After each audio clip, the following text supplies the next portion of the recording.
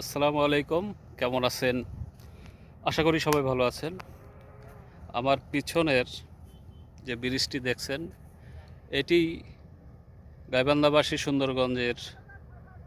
সুন্দরগঞ্জ উপজেলায় অবস্থিত হরিপুর ঘাটের চিলমারি, গাইবান্ধা টু চিলমারির যে সংযোগ সড়কের ব্রিজটির এটি এটি একটি মানুষের স্বপ্নের সেতুতে রূপান্তরিত হয়েছে।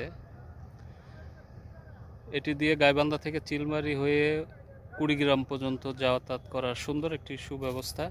এই যে পুরা ব্রিজ, এটা ব্রিজের এই মাথার অংশে 1 নম্বর পিলার হয়ে চিলমারির অংশে প্রায় কাজ শেষের দিকে। আশা করি আগামী বছরের জুন নাগাদ কাজটি সম্পন্ন হবে।